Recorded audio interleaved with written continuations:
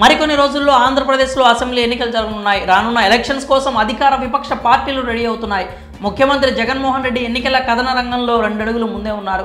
175కు 175 స్థానాల్లో విజయం సాధించడమే లక్ష్యంగా పెట్టుకున్నారు. అందుకు తగ్గట్టుగానే వ్యూహాలు రచిస్తూ ప్రత్యర్థులకు చెమటలు పట్టిస్తున్నారు. జగన్ ప్రణాళికలు చూసి విపక్షాలకు పిచ్చెక్కిపోతోంది. ఇక 175 స్థానాల్లో విజయం సాధించాలని లక్ష్యంగా పెట్టుకున్న జగన్ కుప్పం కుంభస్థలాన్ని కొట్టాలని గట్టిగా నిర్ణయించుకున్నారు. ఆయన వ్యూహాలు చూస్తే ఇక కుప్పంలో బాబు ఓటమి పక్కా అనిపిస్తోంది. అంతేకాక రానున్న ఎన్నికల్లో కుప్పం నుంచి వైసీపీ తరఫున భరత్ పోటీ చేయబోతున్నట్లు జగన్ ప్రకటించారు. ఇక కుప్పానికి కృష్ణా జలాలు తీసుకొచ్చిన సందర్భంగా జగన్ మాట్లాడుతూ భరత్ను గెలిపిస్తే మంత్రి పదవి ఇస్తానంటూ హామీ ఇచ్చారు. ఇక జగన్ వ్యాఖ్యలు చూస్తే కుప్పంలో బాబు ఓటమి పక్కా అని అర్థమవుతుంది అంటున్నారు రాజకీయ పండితులు. చంద్రబాబు నాయుడు కుప్పం నుంచి 7 సార్లు ఎమ్మెల్యేగా గెలుపొందారు. పైగా 3 సార్లు ముఖ్యమంత్రిగా కూడా చేశారు. కానీ ఏనాడు ఆయన కుప్పం అభివృద్ధి గురించి పట్టించుకోలేదు. కానీ వైఎస్ జగన్ సీఎం అయ్యాక కుప్పం అభివృద్ధిపై ప్రత్యేక దృష్టి సారించారు. కుప్పం అభివృద్ధికి భారీగా నిధులు కేటాయించారు. అంతేకాకుండా కుప్పాన్ని మున్సిపాలిటీగా మార్చడమే కాక నియోజకవర్గానికి revenue division, police sub division ఇచ్చారు జగన్. ఇక అన్నింటికంటే ముఖ్యమైనది సీఎం జగన్ కుప్పానికి కృష్ణా జలాలు తీసుకొచ్చి ఈ ప్రాంత ప్రజల దశాబ్దాల కలను సాకారం చేశారు.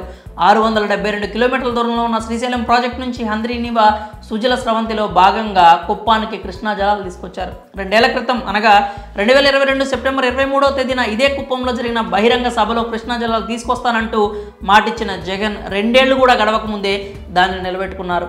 అంతేకాక కుప్పంలో చంద్రబాబు పాలన అందించిన ఇళ్ల పట్టాలు 0. కానీ జగన్ సర్కార్ ఇప్పటికే 15,000 మందికి పైగా ఇళ్ల పట్టాలు ఇవ్వగా మరో 15,000 మందికి పైగా త్వరలోనే పట్టాలను మంజూరు చేయనున్నారు. అంతేకాక కుప్పంలో 7,898 ఇళ్లను మంజూరు చేసిన వైసీపీ ప్రభుత్వం వాటిల్లో ఇప్పటికే 4,871 ఇళ్ల నిర్మాణం పూర్తి చేసింది. అలాగే కుప్పంలో 90% ప్రజలకు నవరత్నాల ద్వారా చేపట్టిన సంక్షేమ పథకాలన్నింటినీ అమలు చేశారు.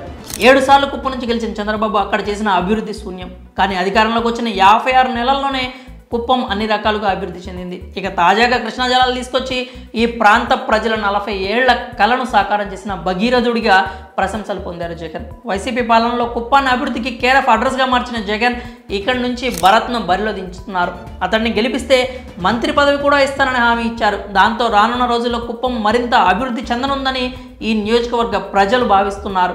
ఇక జగన్ చేస్తున్న అభివృద్ధిని చూసిన చంద్రబాబు కుప్పంలో తన ఓటమి ఖాయమని డిసైడ్ అయిపోయారు. అందుకే కొన్ని రోజుల క్రితం ఈసారి తాను కుప్పం బరి నుంచి తప్పుకుని భార్యను నిలబెట్టబోతున్నట్లు ఇండైరెక్ట్గా భువనేశ్వరి చేత చెప్పించారు. ఇక జగన్ చర్యలు చూస్తే కుప్పంలో బాబును ఓడించేందుకు అన్ని విధాలుగా రెడీ అవుతున్నారని అనిపిస్తోంది. అంతేకాక రానున్న ఎన్నికల్లో కుప్పంలో చంద్రబాబు ఓటమి పక్కా అంటున్నారు ఆ నియోజకవర్గ ప్రజలు. మరి దీనిపై మీరేమనుకుంటున్నారు?